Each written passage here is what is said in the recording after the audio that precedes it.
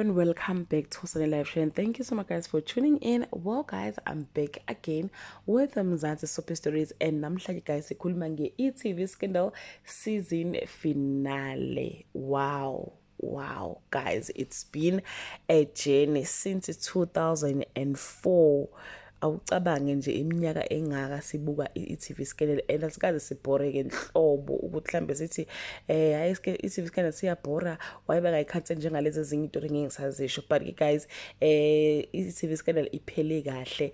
Sibonga kubadlali the cast members, kubabhali baso ngendlela nje abasivale kahle ngakhona.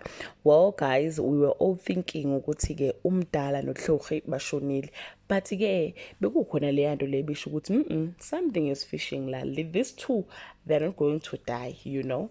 But ke guys, yeah, izolo kubavizile ukuthi ke uMdala akashonanga, bathenga iphoyisa and bahamba bagcina ke beyaphesheya ke. Then uVictor kanye ke no Vuvu bathatha ke abantwana nabathi bayahamba baye holiday. So abantwana ke basabuya ke guys holiday because bazohlangana ke nabazali babo.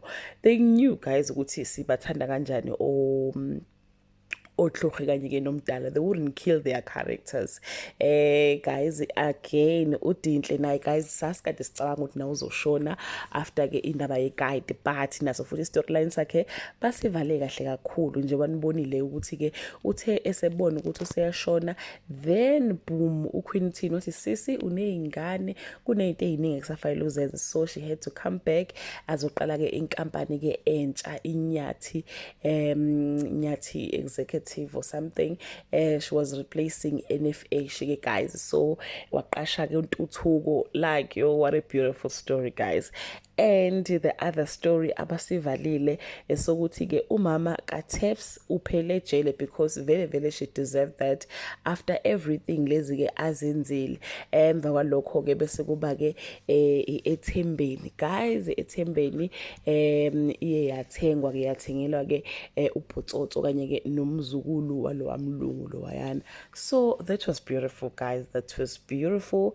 And omunye futhi incango storyline abazivalanga esikababa kaTeps, because I was expecting ukuthi sizombona naye ezosho something engane because wavele wanyamalala nje. But anyway, basivale kahle kakhulu guys le story lesi, sizobakhumbula kakhulu.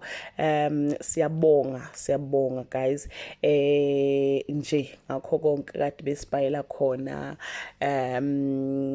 input yonke kade beyifaka lapha kulowa mdlalo, the writers, cast members, actors. Yeah guys, that was beautiful.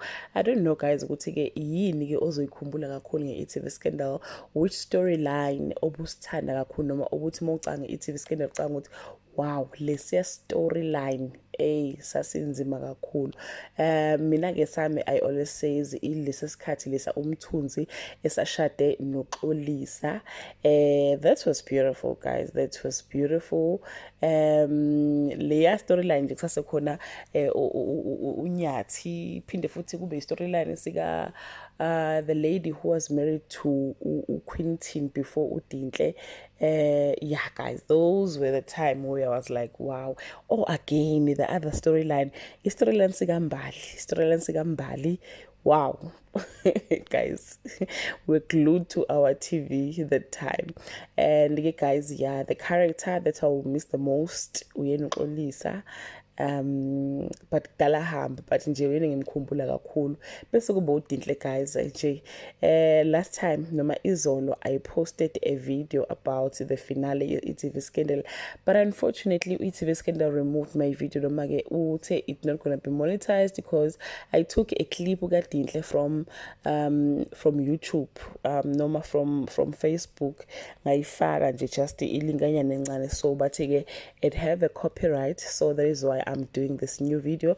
So if you've been following e.tv Scandal, please share with us which character ozoyikhumbula, which storyline owayithanda kakhulu ke kulo mdlalo. That brings us to the end of this video.